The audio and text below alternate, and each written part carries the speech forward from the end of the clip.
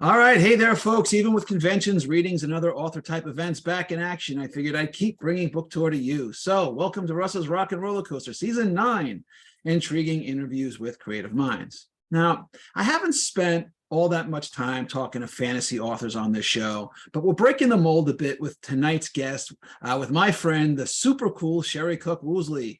With a master's degree in English Lit with a focus on comparative mythology, SHERRI is a member of the Science Fiction Writers of America, with her short fiction having appeared in Thrilling Adventure Yarns, good on you, Dark Cheer, Cryptids Emerging, Blue Volume, Once Upon a Dystopia, and Dreamforge magazine. Her debut novel, Walking Through Fire, was longlisted for both the Book Nest Debut Novel Award and nominated for Baltimore's Best of 2019 and 20. Good on you again.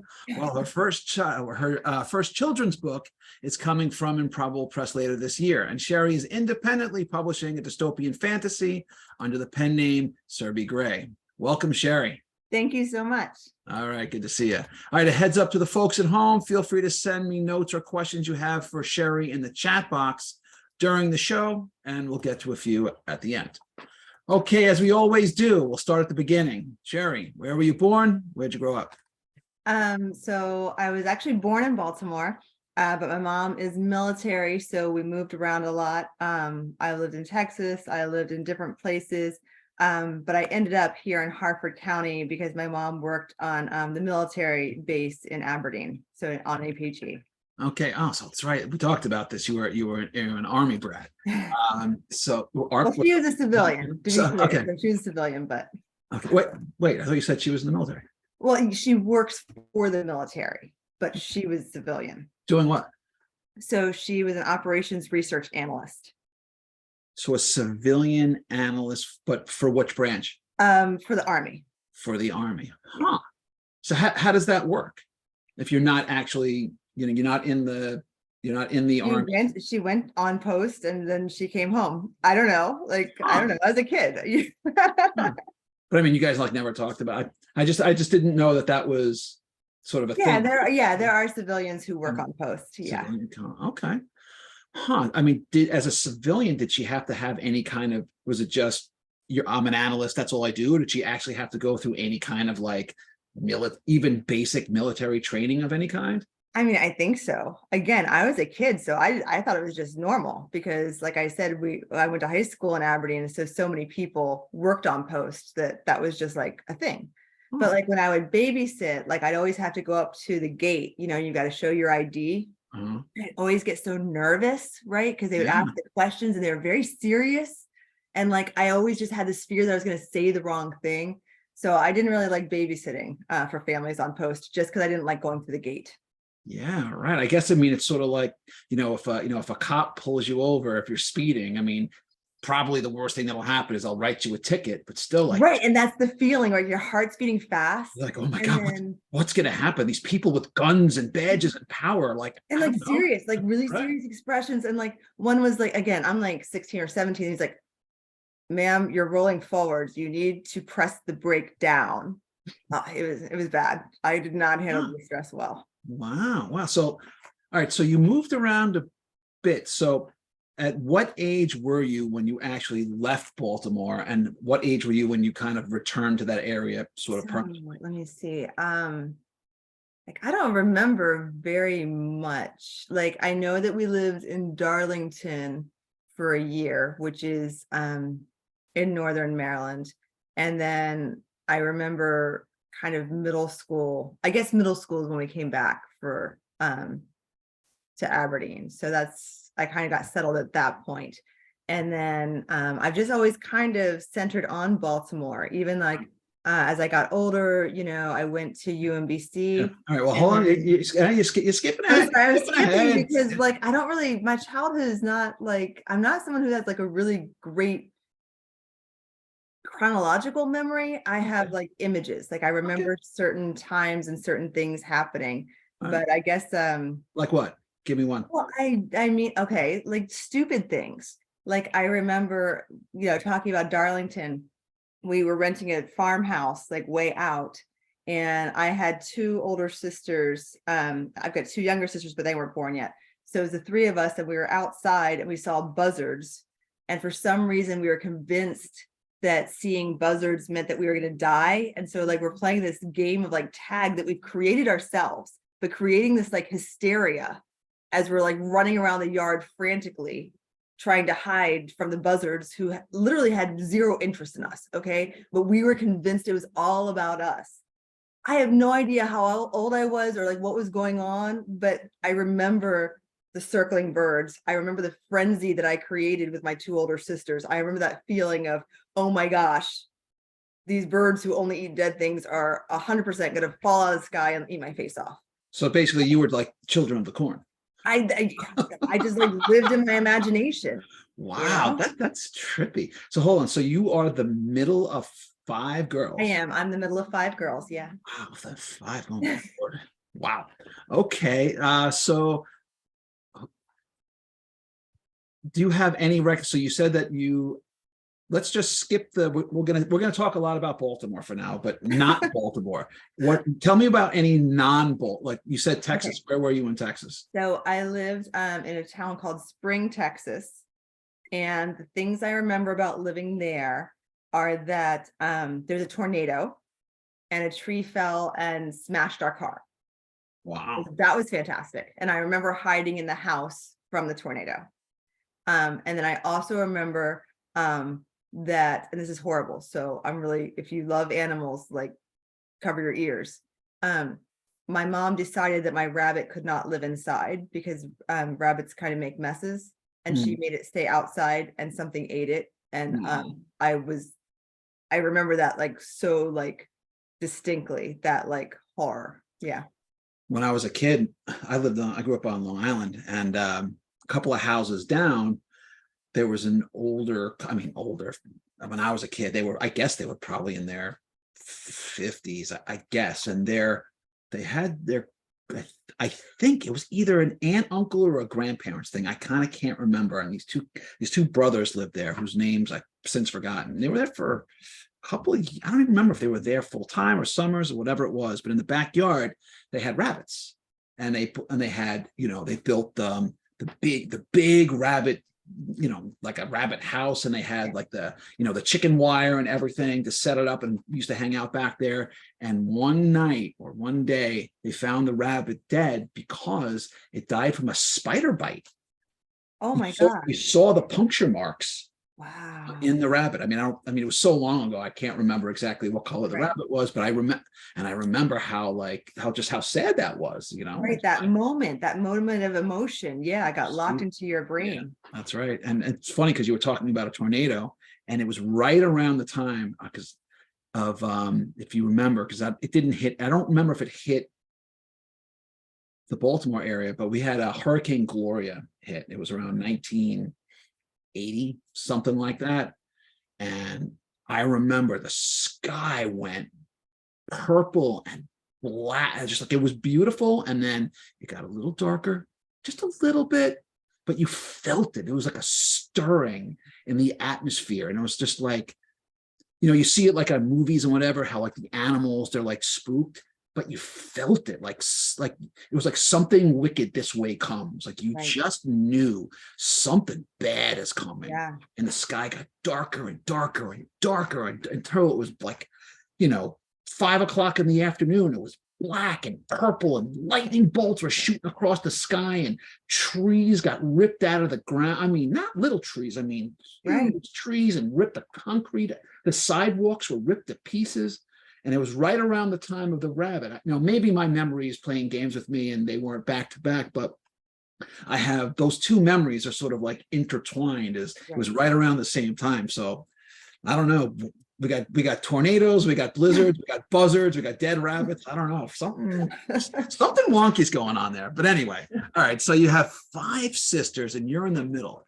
So what's the distinction in ages between the oldest and the youngest? Okay, so my oldest sister is 5 years older than me, and the next sister is 3 years older than me, and then it skips like 10 years or so, and then like another 5 years or so. Wow, so your youngest sister is 15 years younger than you. Yes. Yes, I think that's right. So does that make it more like an aunt type of a situation than a sister thing? Yeah, I mean, it was definitely kind of family part one and then family part two. Right. Yeah. Huh. Now, were you close with, you have a lot of siblings. That doesn't mean everyone kind of connects or gets along, or were you guys close, not close? Like, what was that situation? No, and there's a lot of mental illness that kind of runs through my family. Mhm. And so I would say there's one sister I continue to be very close with. I adore her, but yeah, the other relationships are a little harder to define, maybe. Yeah. Fair enough. Okay. So when you were a kid, when you weren't dodging, when you weren't dodging buzzards and tornado trash trees, what were you into as a kid? Like what kept you busy? Um, I know you probably hear this from all the writers, but like I loved libraries. I loved reading. I loved horses. I was a horseback rider. I did dance for a while, but I never got all the way up onto toe shoes. So, But so hold on a second. So I want to go back because there's a couple of things there. So it's interesting. So we were just talking about it before the show started. I've had a lot of people on the show over the last couple of years. I don't know, a couple hundred. And you know what? Interestingly, while a lot of the writers did talk about, most of them were readers, but very few of them specifically said, I went to the library. A few did. oh yeah. But not quite as many as maybe you'd think. So you were were you just sort of like academically minded, or was it just sort of like a safe place? Like why because you can read a book anywhere. Right. No, I would say it was a combination of a safe place, like someplace where you could literally, it was quiet. There wasn't a great amount of stimulation, and the freedom. Like, because no one really said, these are the books you can check out, these are the books you can't check out. Right. And so it was like shopping for your next, adventure, I guess. Right. And then, I loved reading ElfQuest. ElfQuest. You know what? I think wait,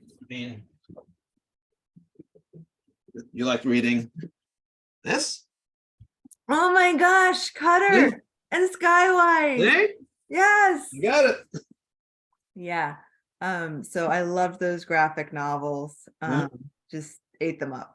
Yeah. Okay. Read them again and again. So, from being sort of maybe, your mom kind of, had to move around a bit and you had some family disruption. And I understand that probably better than I'd like to. You went to libraries. Did you have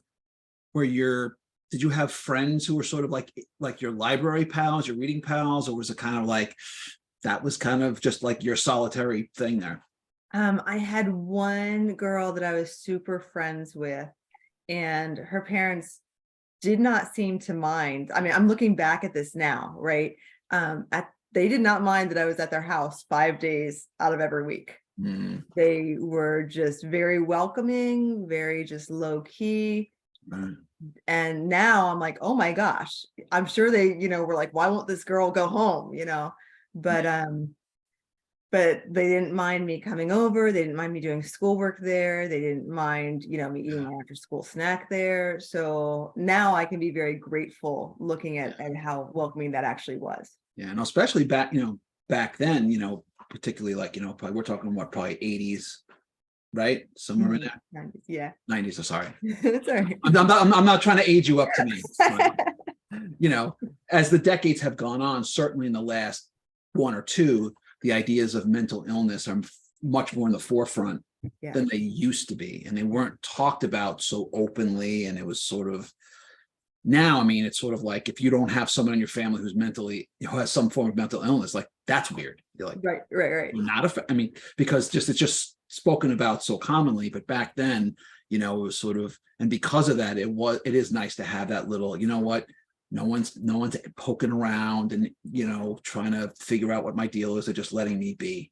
Right. But back then it was very much, you kept it in the family. You kept your mouth shut. That's and right. watched what you said outside of the family. That's right. That's right. Yeah. So, I mean, for better or worse, that's just kind of the way it was, you know. Yeah. So in any case, okay. So were you just a reader? Like, were you into like movies and TV, or were you just like words are my friends? I would say I did a lot of reading. I did a lot. We did have the Disney Channel when I was growing up. Okay. But my parents were fundamental Southern Baptists. And so there was a lot of Now we're getting somewhere. um so there was just concern about censoring what came into the house. So let me ask you this. So now, as you know, an adult, you have your own kids. How do you feel? I mean, So if you assume for the sake, for the sake of argument, look, your parents, they made the decision that they made because they honestly believed it was in your best interest. yeah, and I do Right, think right. that- It was, yeah, I'm sure that's true. I guess my question is, how do you, now that you're an adult, you can look back on the choices that they made, and then you consider the choices that you make for your family. How does that, I mean, are you sort of that kind of protective? Are you more like, you know what? It was like that for me. I don't quite want it to be like that now. Like, how does that translate to today? Yeah, so good question. So once we decided to have a family of my own, we found a church that I felt was just more aligned with more inclusive, more inviting, more focus on love and serving, Right. which was a much better match. We have women like in leadership, so there wasn't some of that tension that I'd felt in the church where I grew up. That's right. And just again, that feeling of it's about love. How can we serve our community? How can we serve others? And so I was like 100% I can join that type of church and bring my family on board. Yeah. I did not grow up in a particularly religious household. That was more my dad's doing. My mom probably would have preferred it a little bit more than we did. But now, we belong to a temple that's very real progressive. There's women cantors, and it's very open, and it is not dogmatic.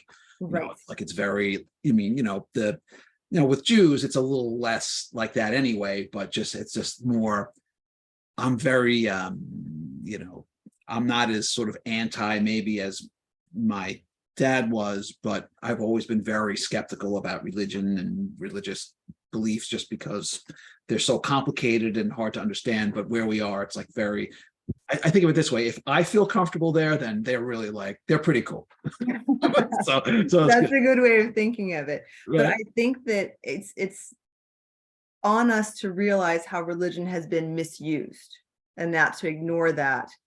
You know what I mean? So yeah, there's what the fundamental ideals are, but then how human beings decide to translate them and then transmute them into action don't seem to sort of coalesce nearly as much as maybe the principles might suggest that you would.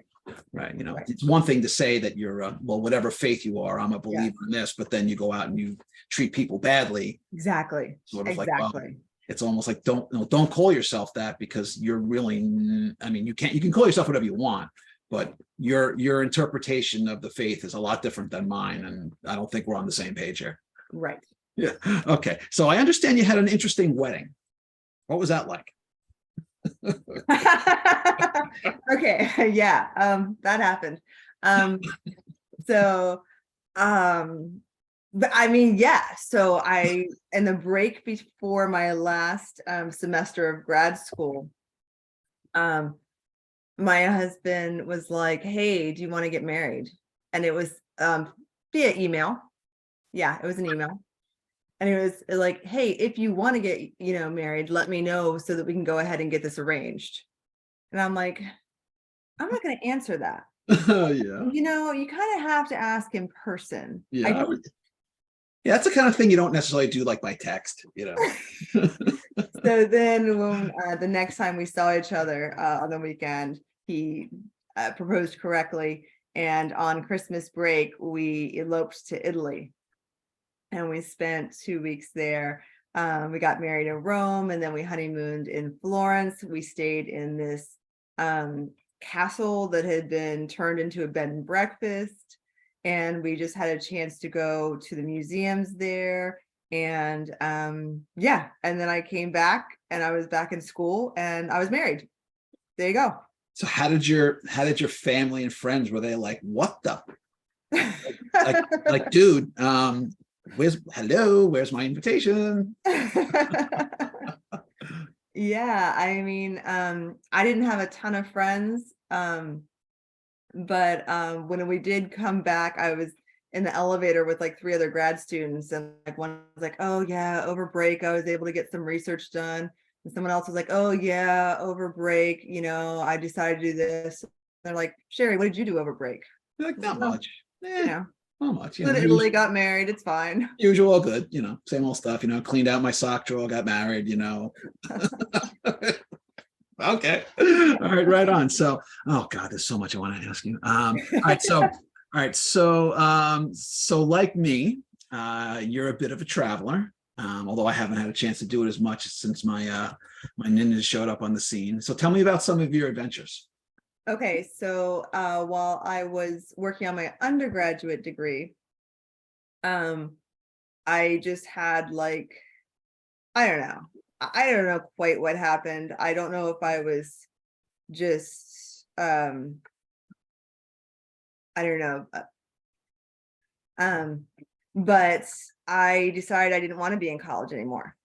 And so I gave up my scholarship and instead flipped through a travel magazine and found an ad in the back that said that if you pay, you know, such and such, you can take a course in how to teach English as a foreign language. And then you just stay in the country and be an English teacher. I got that job. I'm like, let's do it. Let's do it. Okay. And so, yeah, I bought a one-way ticket to Prague, Czech Republic. What the And, What the I think I had like a book bag and a suitcase and like one of those brown like grocery bags. And I went to Prague.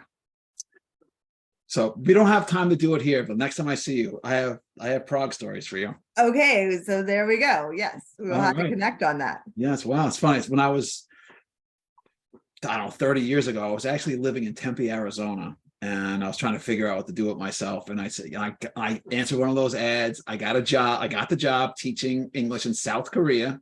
Oh my gosh. But, me being 24 or 3 and having no clue of about the world outside of my, what was right in front of me, South Korea really wasn't the safest place in the world at that time. Yeah. And I finally decided, you know what, this is probably not my best interest. So I got the job, but I didn't do the job, but I did get it. But anyway, okay. Yeah, I was 19. Oh, jeez. Yeah. Wow. I was a little older than that. I was in my 20s, but nevertheless, good for you. All right. Well, too many questions, not enough time. All right. So in my former life, I was a certified high school English teacher. Mm-hmm. I went to school in Buffalo. I did my student teaching. I did my student teaching in the middle school and the high school. I got my degree. I got certified, but I knew back then that it just wasn't going to be the right path for me. They were never going to let me really teach. And this was back in the 90s. Right. And there was just no way. I also have a lot of family who did and still do work in education. So I've been really kept up to speed about what goes inside, what goes on inside. Now, as an educator yourself, what's it like in the classroom today? And what do you consider to be the biggest challenges, and for better or for worse, the biggest changes for better or for worse since back when, well, I'm probably a little older than you, but still when we were kids in school? Oh my goodness. Wow. That's a really wide question. Yes, it is. So you have lots of room to run. Yeah, I know. Let me roll up my sleeves for that. Do it. Dig in. So I actually started as a teacher at University of Maryland. So I started teaching college classes right after I finished my master's degree. So I guess my second year of my master's, I was teaching Introduction to Academic Writing, Introduction to World Mythology, and Introduction to Folklore. So my very first classes were these students who on the one hand, they were freshmen, they had just arrived at college, and some of them had never had kind of freedom before. But on the other hand, they were very driven for good grades, like they wanted to be there. Oh no, I'm sorry, I just lied to you. You lied. I did. I Oh, forgot. we don't treat liars well here. Oh, No, no, it's good. the year before that, the first year of my master's, Uh-huh. I was okay. So yes, I taught in Prague. Yeah. I came back, but for this is too long of a story, but basically I was trying to chase an ex-boyfriend, and instead of coming home to Maryland, I went from Prague to California. Oh, look at you. Yeah, it did not work out. And I then came back to Maryland. I was heartbroken, I was broke, and I'm like, oh shoot, what do I do now? Right. And so I was able to get a job at an alternative high school in Baltimore County. Surprise, they needed teachers to work at this alternative school. Right. So that was actually my first experience at a high school, which was students who had been kicked out of their home school. And they would come to the alternative school to kind of get rehabilitated to see if they would be, you know, kind of willing to make the hard decisions to go back to their home school, or whether they would have to be moved into like more of a GED program. What was that like? Well, it was, yeah, it was a lot. It was a lot. I liked it, but then at that point, so I did that for my first year of my graduate master's, and then I was meeting teachers while I was taking classes at university. No. You're not getting off that easy. No. Go back. Wait, it's back up the truck. Tell me about, I want to hear about these kids. I want to know what happened. I mean, like some of them were like so sweet and so wonderful. And others were in ninth grade. I had ninth grade English. And they already were just checked out. They're like, no, there's nothing that you can say here in school that's going to change my life outside of school. Like they're just straight up with me. They're like, being here for a couple hours a day does not change my real life. And I was like, then what's, I mean, it sounds a little selfish, but it's kind of like, well, what's the point of my being here if I'm just trying to babysit or just being like a gate for them to decide, am I going to engage and go back to my home school, or are they going to go get a GED and just say that school is stupid? Yeah, I had, when I was first starting in my student teaching in high school, it was 11th grade. I had 5 classes a day, and I had 2 students who were the kids were, they were 16 thereabouts. I had 2 students I never met because they were out having their second kid. Like, yeah. I can't, what could I possibly, what could me doing a lesson on Shakespeare, like what you got 2 kids like at 16, like what is this going to do for you? Right. In a practical sense. I mean, right. Not a whole lot. Right. And so you're like trying to read The Great Gatsby to these, right, to students who like, this is like no context in our lives. Right. Why should we care about prohibition in 1920s when we're trying to deal with everything else? Yeah. Was that, I mean, on the one hand, it's frustrating, but were you demoralized, or did you just say, you know what, this is not going anywhere, I need to make a change? Or was it both? We lost your audio there.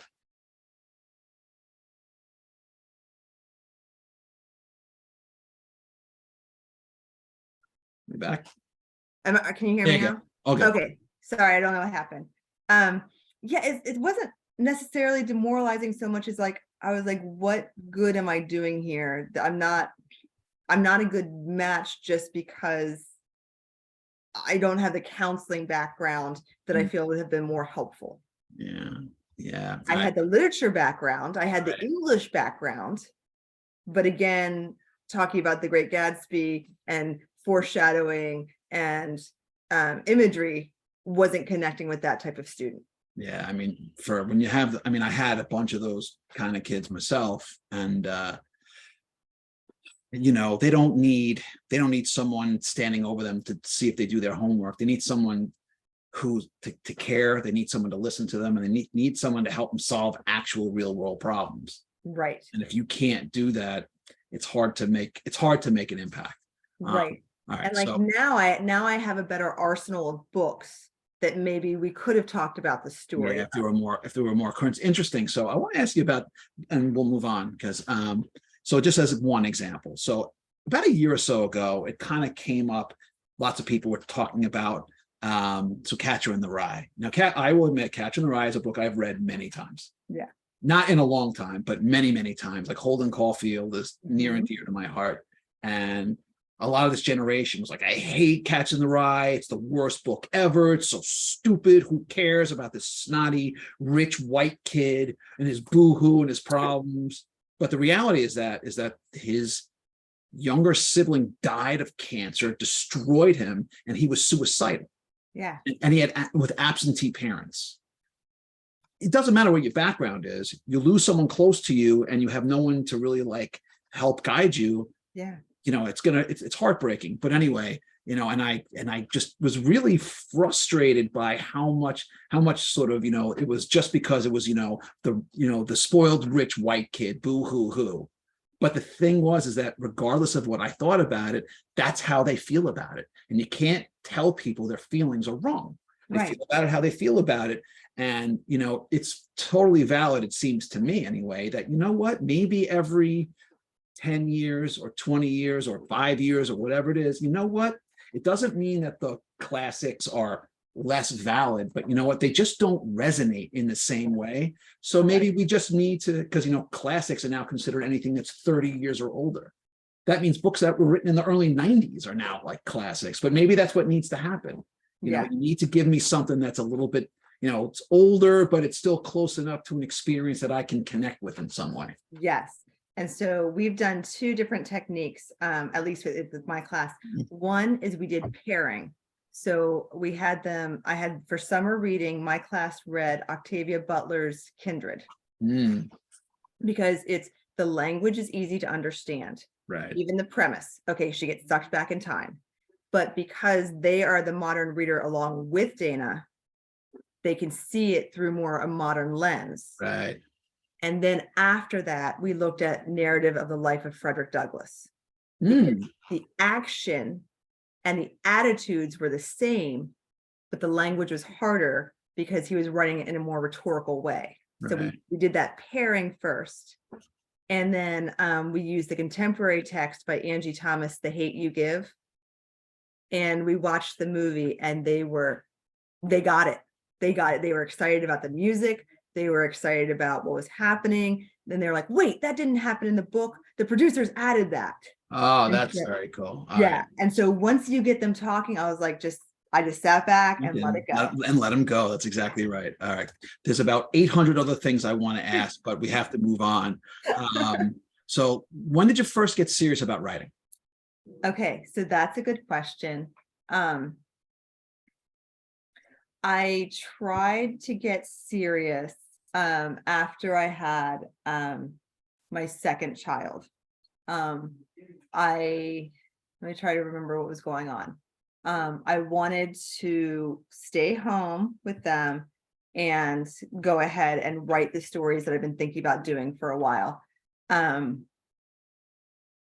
And it was really hard because I wasn't sure if I wanted to write literary stories because I was coming from University of Maryland with that like mentality, and I was thinking about going to Tin House and going, you know, and I'd gone up to Gettysburg for the Lee K. Abbott seminars. So I kind of was thinking that I was going to go that route. And yet then I started to be like, well, I loved fantasy and science fiction. I grew up on Anne McCaffrey. You know, I grew up on Robin McKinley. I grew up on ElfQuest, as we've discussed. What if I wrote what I wanted to write and what I enjoyed reading about and less literary? So it was kind of this trying to find out who I was as a writer.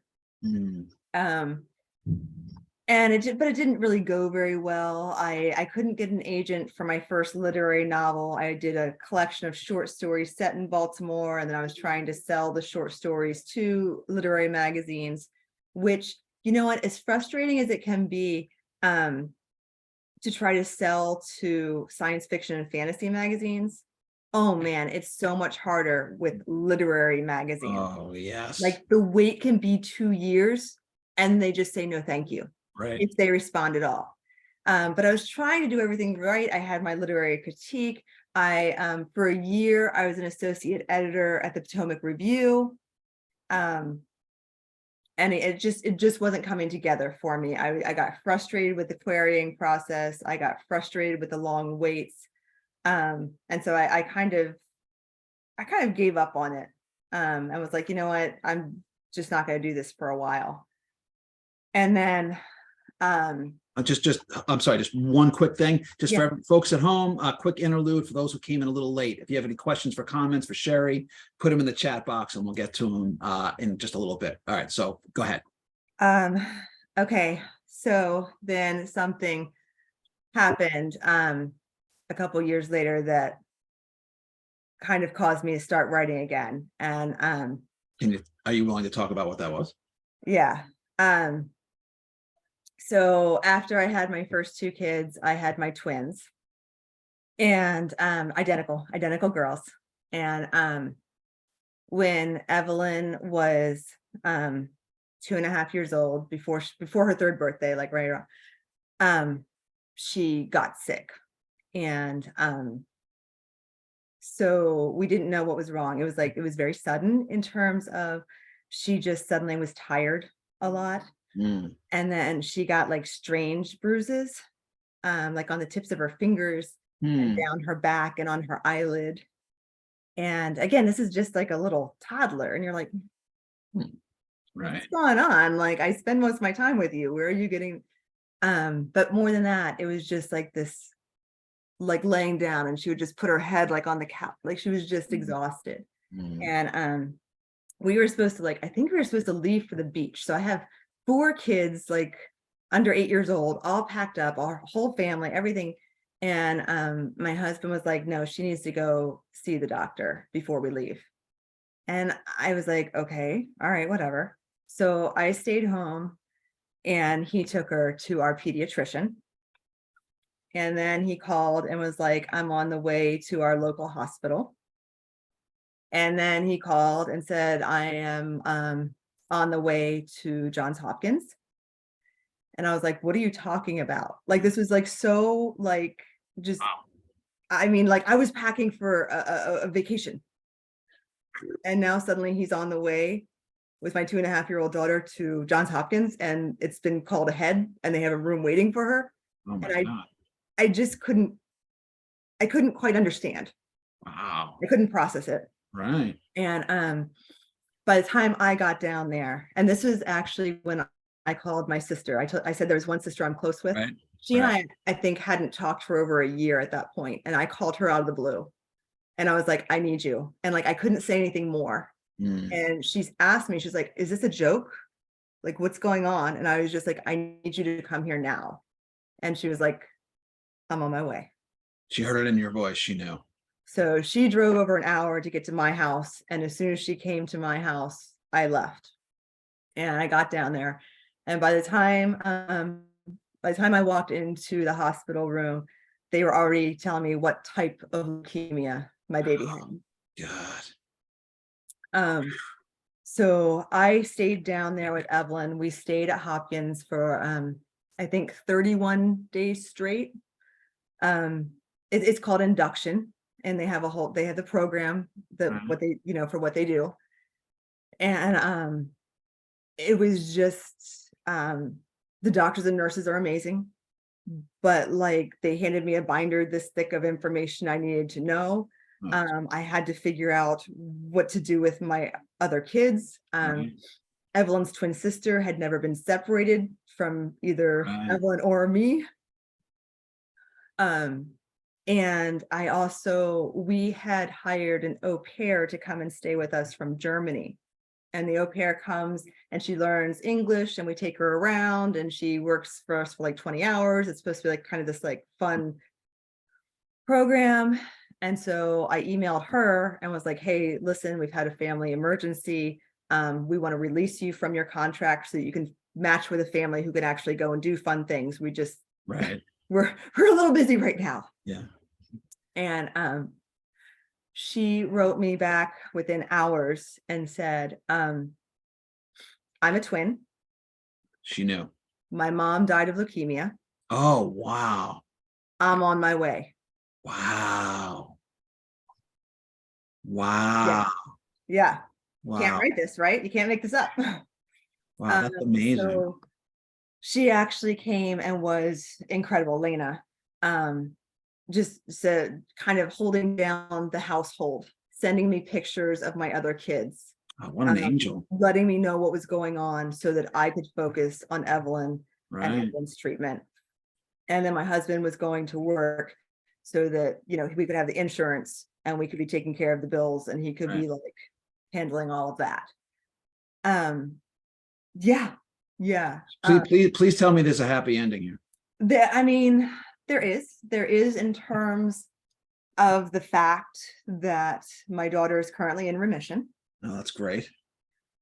There is not a good ending in terms of two of the little girls in so many of our pictures that the three of them would go around and play together in the playroom, and they all lost their hair together and they all had their IV poles together. Right. And neither of those little girls made it. Wow. There's not a happy ending in terms of the fact that there never is with cancer. No, that's You're right. always worried it's Right. going to come back. Right. Because you don't know. You don't know. We still meet with a nutritionist like right now, because one of the things is after going through all that treatment, now you have to worry about, is the heart taken care of? Right. Are you going to see effects later? So it is good in terms of she's in remission. That is wonderful and we celebrate it. Right. But it just makes me so aware. Right. Cancer touches so many different people in so many different ways. That's right. And so we go to St. Baldrick's, we support Believe in Tomorrow. My husband and I both give blood through the American Cross. We want to keep doing things to support other people because we were supported while our family was going through that. Well, let me say here, for myself and the show that we're 100%. I know we can't really do anything. I can't do anything, but just know that you have nothing but unfettered love and support from this side. Thank you. All right. So I don't want to sort of like drain some of that energy. So let's get you back on something cheery. we do have to move along. So let's just wrap up on another writing question. So many authors, like myself, including you, you write a combination. You write short fiction and you write novels. So what do you like about each format and what are the challenges imposed by each? That's a great question. I really like short stories because you write them and you're done, right? And so when you have that shorter format, you're able to pay more attention to the word choice. You can look at the sentence length. Is there variety? It just allows you to do more work while looking at it, as opposed to a novel where you're talking about like 100,000 words and you're like, is this exciting? Am I cutting the boring parts? But it's not so much of the technique that you can possibly do with a short story. Okay. All right. Fair enough. Okay. That was great. But now it's time for the special segment on the show where we spin the wheel. On the wheel are 7 possible categories. Wherever it lands is what you get. And the categories are apocalypse, stranger in a strange land, who would win a fight between, cartoon memories, music lover, quantum leap, and everyone's favorite, kick 'em in the jump. All right. You ready? You want to spin the wheel? Whatever you get, you get. I'm scared. All right. No fear. All right, you got, it came up again, apocalypse. I love this one. All right, it's one of our newer categories. Well, it finally happened, and the zombie apocalypse is in full effect. Emphasis on apocalypse, because in this version, the zombies have one weakness. If you kiss one square on the lips, tongue optional, you will forever be inoculated. To save your own skin, would you kiss a full-blown zombie on the lips? And we're not talking about a quick peck, but a fully immersed makeout session. Fully immersed makeout session with a decomposing zombie. That's the only way. It's the only way. If I do it, then I'm fully inoculated. Yes. And I don't have to be scared anymore. Nope. I mean, zombies could still rip me apart. but I wouldn't turn into a zombie. You could not be zombified. I cannot be zombified. Nope. But I mean, maybe I wouldn't care if I was a zombie. Once I'm a zombie, I'm like, too bad. Now I'm chasing people. So what do you think? What if I'm like, I go to kiss and like their lips fall off? There's a lot to think about.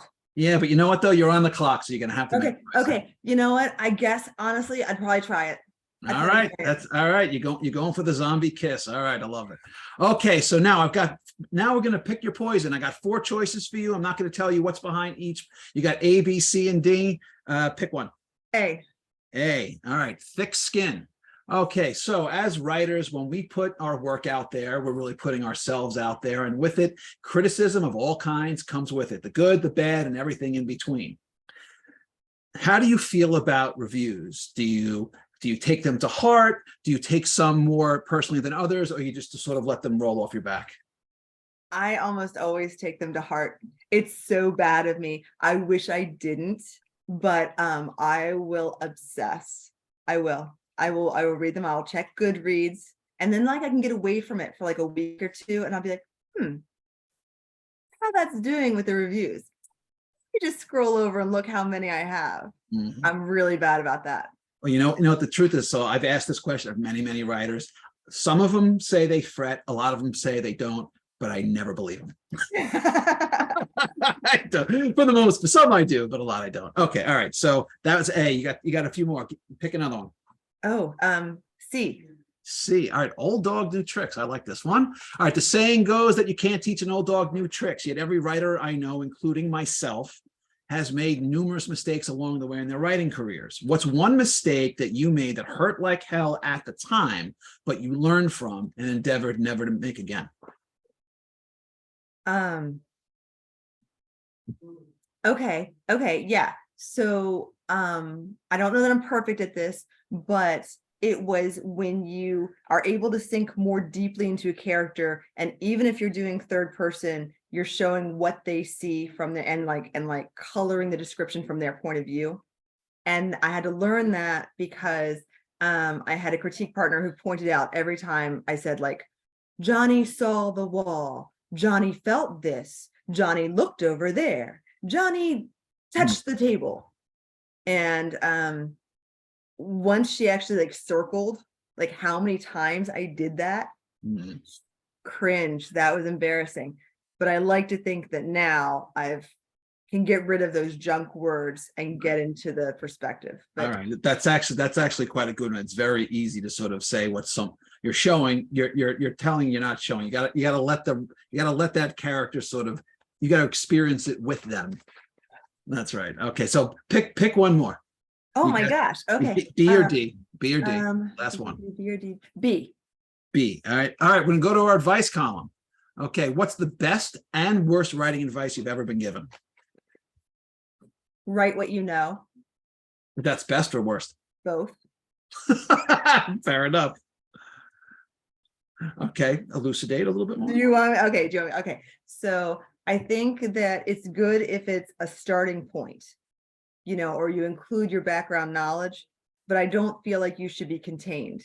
Writers can also be researchers. They can also go out in the field. They can interview people. Right. So I think that you shouldn't say, well, I can never write a story about space because I've never been in space. Like, I think that you can read about gravity and do a space opera. I think you can. I think it would be very difficult to write a space opera otherwise. I don't know how many of us have been on spaceships and other planets, but then again, maybe we have, and we're not saying. All right, so now I'm going to give you some truth serum. I'm going to ask you 10 questions. Answer quickly. You ready? Gosh. Okay. Yeah. Favorite flavor ice cream? Coffee. What's one food you will never eat ever for any reason? Urchin. Bucket list destination anywhere in the world? Egypt. Ooh, that's the first time someone said that. I like that. Scariest movie you ever saw? Gremlins. Wow. Oh, traumatizing. Okay, fair enough. All right. If you could have one superpower, what would it be? This is really super unhealthy, but to read people's minds. I don't know. I know. It would not be good. It would not be good. I know for me, it wouldn't be. you'd kind of want to be like, well, I kind of want to know, ooh, but maybe I shouldn't know. I don't Right. know. Yeah, okay. Do you play any musical instruments? If not, which one if you could? When I was younger, I played the piano and the French horn. Okay. Cats or dogs? Dogs Dogs. and Favorite- horses. And horses. We didn't, so much I wanted to ask. Favorite cocktail? And if you don't drink, your go-to unwind beverage. Sure. I love all kinds of red wine, but I love a good gin and tonic too. Okay, all right. Noted. Okay, you can see a live performance, sports, music, theater, whatever, any seat, any venue, any time in history. What's your choice? Oh gosh. Oh gosh.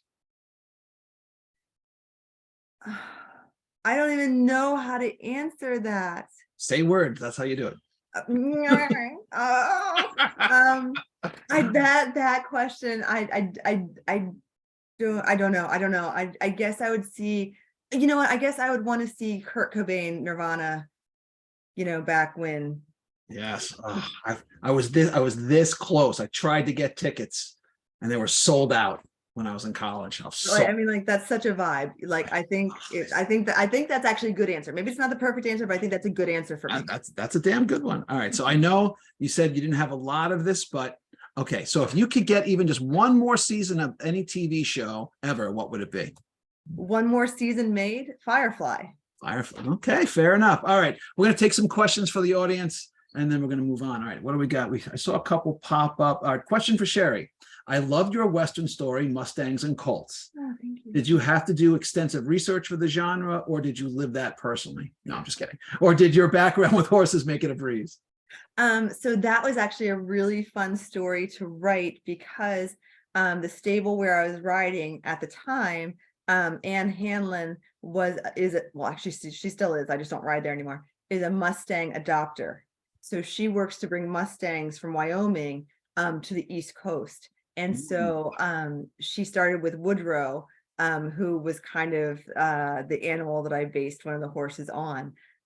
So I kind of was pulling on what I was doing at the time. All right, fair enough. All right, there's one more here. A question for Sherry. If you could put your name on any work of literature, what would it be? Oh, The Scorpio Races by Maggie Stivater.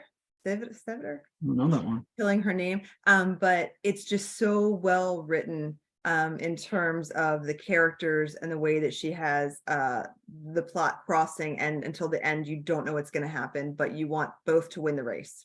All right, fair enough. All right, so I'm going to go back. There's a lot of stuff I didn't get a chance to ask you. So I don't read a lot of fantasy myself. Some, although I'm watching Sandman on TV because I've read the comic many times, which I love. Although your work is a bit more dystopian now, what is it about fantasy as a genre that draws you in as a writer? Okay, so what I like about fantasy is I feel like it's stepping sideways in terms of I'm very empathetic. And so I'm able to take the emotions that I feel or the way I see the world, which when you're young, you assume is normal. And it's only now that I'm older that I realize I see things in a kind of a quirky way. But so it's just stepping sideways for me, as opposed to science fiction, which there has to be a little more science. I mean, right? Like that's what people are reading. They want to say, hey, that couldn't happen that way, or it could. And so for me, I find it easier to just take that side step. Okay, so all right. So given very harsh and intense real world calamities we've all lived through over the last several years, dystopian fiction is starting to feel a whole lot less like far future fiction and more like a retelling of present day reality, maybe with a few flourishes thrown in. How conscious or not are you when writing dystopian fiction about how it compares and or contrasts with the world we actually live in? That's a good question. And again, I like dystopia because it feels like it's only one hop away from what's happening. It's taking something we see in the headlines and be like, okay, what would happen if that was the rule for everyone? So it's, for me, I like it because it's projecting, prognosticating even, but it's not so far removed. And I think that's why we keep saying, hey, this feels dystopian, or didn't I read a book like this 10 years ago? Right. It is not that far of a projection in the future. Okay. All right. So I'm going to share my screen. We got some stuff to show everyone. So everyone just bear with me for a second and I'll be with you in 1 minute. Okay. Here we go. All right. So what am I looking at here? Okay. So the first book in my series is Flames of a Fallen God. And that was the book I wrote while I was at Hopkins. And I wrote it for my son because he felt left behind. So Ashes of Regret is one of the characters from that book. And she kind of demanded her own book. And I wrote it kind of when I was angry. And so she is an angry young woman in this dystopian world I've created. And so I had fun. I kind of was playful. Like the character in my first book, Rachel, is a mom of a child with cancer because that's what I was experiencing when I wrote it. But when I wrote this book, I just had fun kind of playing with an angry, powerful young woman. All right, very cool. And is it out now? It is, yes. Flames All of the Fallen God is out, and Ashes of Regret, which is, it's not quite a sequel, but it's set in the world and it's based on a character from the first book. And where can folks pick that up? Everywhere. Barnes and Noble, Borders, Capricos Books, any place where you can buy books. All right, that sounds great. And anyone, if you're into fantasy fiction, I can't recommend Sherri enough. She's top notch. Okay. As for me, if you're up for a little twist with your pulpy private eye fiction, because I don't write fantasy all that much, I will encourage you to check out my ongoing sci-fi noir series featuring hard-boiled private detective Angela Hardwick. In my mind, she's part Blade Runner, part Doctor Who, and part Atomic Blonde. The first 3 books in the series include Crackle and Fire, Fractured Lives, and the newest one is Hot Ash. They're all standalone mysteries that can be read in any order, but there is character development throughout, so your mileage may vary, depend on whether you like being in on the action from the beginning, or if you like to jump in whichever plot line you connect with the most. All 3 Hardwick novels are available on Amazon and published by Crazy 8 Press.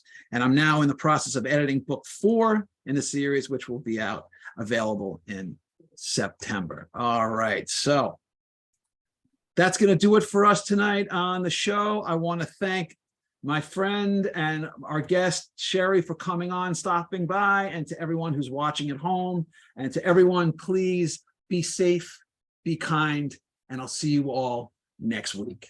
All right, thanks. Take care, guys. Bye now.